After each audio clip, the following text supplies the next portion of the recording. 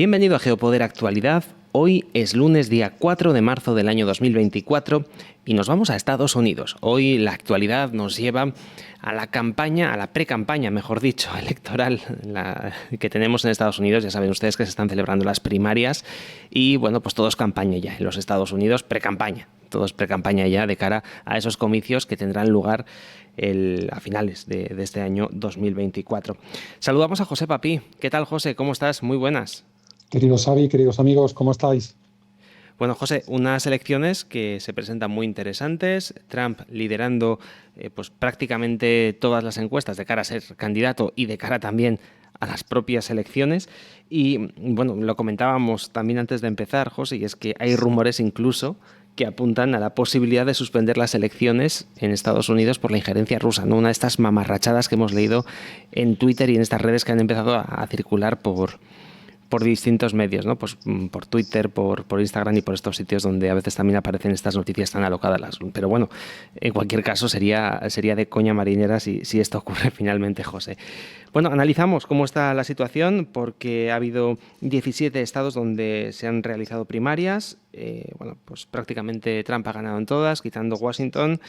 Y bueno, pues cuáles son los criterios a los que apuntarías tú antes de ese supermartes que será mañana cuando hay primarias en otros tantos estados. Sí, vamos a ver. El fin de semana ha sido claramente pro-Trump. En las primarias republicanas ha ganado con el 100% del voto en Missouri, con el 80 y tantos por ciento, casi 85% en Idaho, y por cerca también del 85% en Michigan. Nada más ha perdido contra Nikki Haley, que se ha llevado el 62% del voto en el Distrito Federal de Washington. Allí pues la prensa progres dice, claro, es que el votante de aquí está mejor informado, es más sofisticado, pero en definitiva estamos hablando de vamos a ponerlo así, aunque no es exactamente un estado, pero bueno, un microestado dentro de lo que es el panorama político norteamericano. Es como cuando Vox en España se presenta en el País Vasco, ¿no? Que no saca nada. Sí, se podría decir que es algo así, pero claro, el Distrito Federal no lo puedes comparar, con el País Vasco, ¿no? Pero sí, es verdad que no cuenta el voto. Allí lo que voten o no vote en el Partido Republicano, pues no cuenta el voto. Fíjate que a escala estatal de Estados Unidos ahora mismo las preferencias que se ven en encuestas, y te estoy hablando de encuestas de demócratas, del New York Times mismo, por ejemplo, que luego hablaremos de una encuesta muy interesante que han publicado sobre quién ganaría, si va Biden o Trump. Dicen que el 78,7% de los votantes republicanos quieren que sea Trump el candidato. Es decir, sabíamos que esto era algo que él estaba alrededor del 45, luego subió al 55, subió al 60 y ya está en el 78,7, con un 15,3% solo que quieren que el candidato, o la candidata en este caso, sea Nikki Haley. Entonces, el supermartes lo tenemos este martes, mañana mismo, 16 estados votan y yo creo que a partir de ahí, si Trump gana, como parece que va a ganar en todos los estados, el tema de Washington se sabía, pero es que ha subido ya la intención de voto brutalmente, ¿no? Ha pasado del 60 y tantos al 80 y tantos, o en el caso de Missouri al 100% del voto.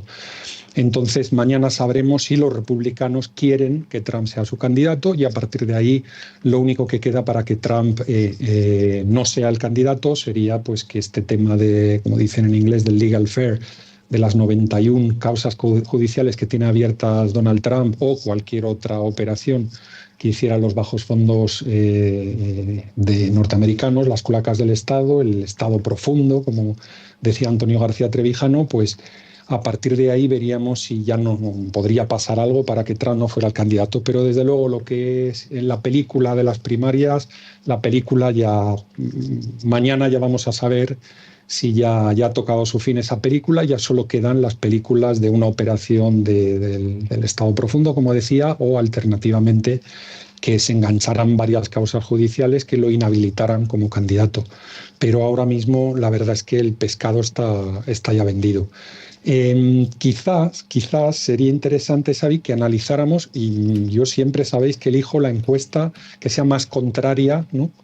o la encuesta que esté emitiendo el medio más bien pensante, más progresista, más de la cuerda de la Agenda 2030 y similar, y no puede ser otro que el New York Times en este caso. Pues vamos a ver qué es lo que nos dice esa encuesta, porque hay datos interesantes, sobre todo los que tienen que ver con el voto latino, que Sí, todos pensamos a este lado del charco que generalmente va al Partido Demócrata, sí. pero habemos sorpresa. Sí, habemos sorpresa, y desde luego es un vuelco histórico.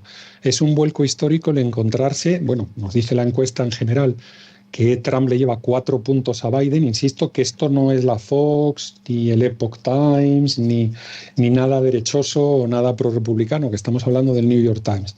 Se hace una encuesta de estas que le cabreaban, lo he comentado antes, a Antonio García Trevijano, de solo 980 entrevistas, imagínese con lo grande que son los Estados Unidos de América, y preguntarle a un poquito menos de 1.000 personas, lo poco que les costaría hacerlo a 2.000 o a 3.000 personas para que eso tuviera más significado estadístico, ¿no?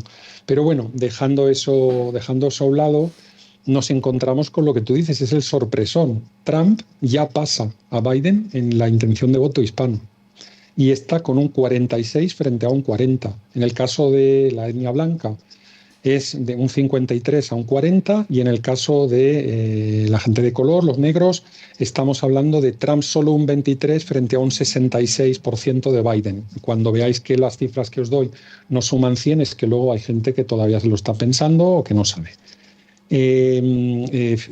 Por cierto, en otras razas, entiendo que serán ya otras minorías étnicas, Trump gana un 45-43.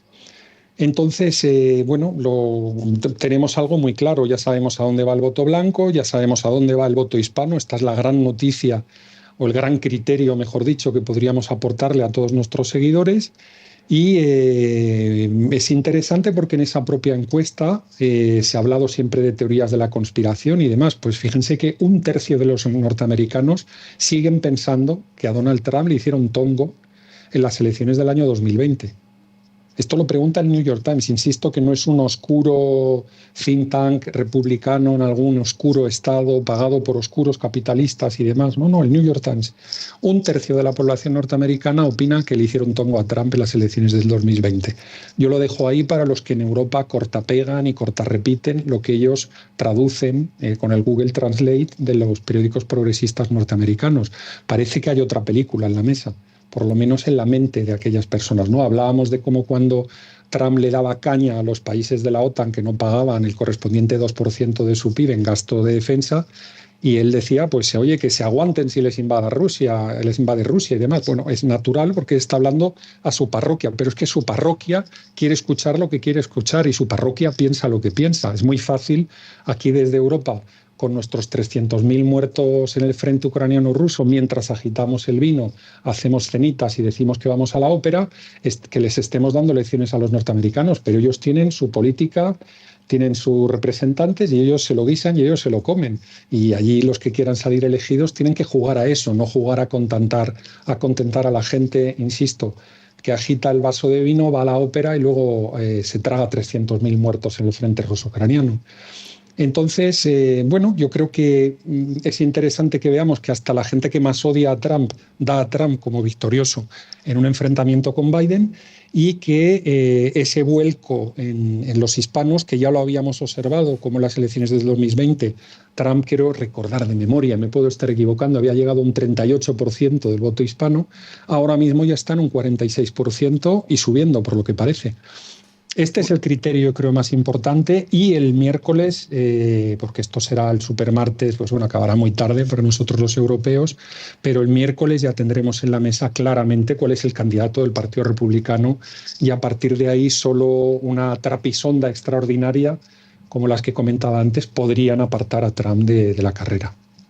Pues veremos qué es lo que ocurre en ese supermartes, pero fíjate, José, que vuelve el voto republicano al mundo hispano. Yo recuerdo en la época de George Bush que los hispanos solían votar al Partido Republicano, y luego, bueno, con Obama hubo ese cambio, ¿no? Por lo tanto, bueno, vuelve otra vez el río a su cauce en este sentido. Y luego también, y una consideración muy importante, y es, ya sé que quizás este no es el el foro donde quizás haya que comentar estas cosas, pero es curioso porque tenemos seguidores de otras plataformas que conocen muy bien el trabajo de Antonio García Trevijano. Y fíjense ustedes, haciendo un poco, siguiendo lo que comentabas de cara a lo que dice Trump a su parroquia, cómo la gente en Estados Unidos se fija más en las cosas del comer que en las tonterías que dice un partido político X, ¿no? Y cómo para hablar a su parroquia tiene que hablar de las cosas de comer, en este caso del gasto militar. Y eso es porque hay una república constitucional en Estados Unidos donde las necesidades, los intereses en última instancia de la nación pues están muy bien representados. Y por eso el debate político pues no lo suelen topar otras tonterías a las que estamos muy acostumbrados en Europa, sino que generalmente suelen ser las cosas del comer. Y es muy interesante quien tenga posibilidad que vea pues incluso la CNN, que pese a ser una cadena del Partido Demócrata, pues bueno, este tipo de cuestiones, las cosas del comer, aparecen muchísimo más que en cualquiera de las cadenas que tenemos en España o en toda Europa, vaya. Así es, y sobre todo, como presentábamos en programas de la semana pasada, parece que lo importante en Europa es etiquetar. Siempre te tienen que etiquetar y ponerte en una tribu, ¿no? Yo tengo a payasos que dicen que soy un Trevijaner, ¿no? Yo era un amigo personal de Antonio García Trevijano que me encargó trabajar, ¿no? Para traer determinado cambio político a España tras su fallecimiento, y eso es lo que estoy haciendo 6 años después, ¿no? A partir de ahí, que te etiqueten de una cosa o de otra, y aparte fíjate lo que hemos vivido con el mundo de la geopolítica. Ahora mismo no saben dónde etiquetarnos. ¿Qué somos? ¿Prorrusos? ¿Pro-ucranianos? ¿Pro esto? ¿Pro lo otro? No somos pro nada. Lo que queremos es que el interés de España lo primero y la hispanidad como acompañante necesario, obligatorio, innato de lo que es España, pues les vaya lo mejor que se pueda en la lucha geopolítica mundial. Pero a partir de ahí, eso de etiquetar, a mí me pueden etiquetar de lo que quieran. Ahora parece, yo recuerdo que me llamaban rojo y tantas veces en los 90.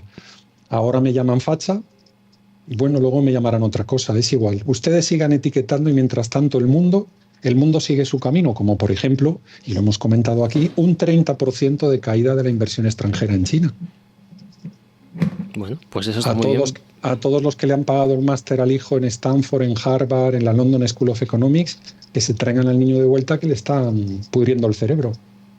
Y tanto think tank y tanto think tank, nosotros lo hemos avisado. La cuestión ahora es sencillamente ver cómo es la desbandada, cómo se sale de China, cómo se mantiene una China medianamente poderosa, pero la gente se ha dado cuenta de lo que hay allí, de lo que es aquello. Y ahora mismo pues están huyendo y están saliendo. Los propios europeos lo están haciendo, que estaban haciéndoles palmitas en Davos en el año 2020 y el año 2021. Ya no les hacen palmitas. Pero esto que se ve venir, pues bueno, hay algunos que leen papeles y cosas y tal, y se les ve que, pues eso, que entienden lo que entienden. Pero la pena es que, lamentablemente, había profesores y profesores y profesores diciendo chorradas durante muchísimos años. No decían chorradas, lo que pasa es que estaban pagados. Al estar pagados yo entiendo que digan chorradas, es normal. Si el sueldo de una persona depende de contar una mentira, pues evidentemente no esperes que te vaya a contar la verdad, ¿no? Es una cuestión básica.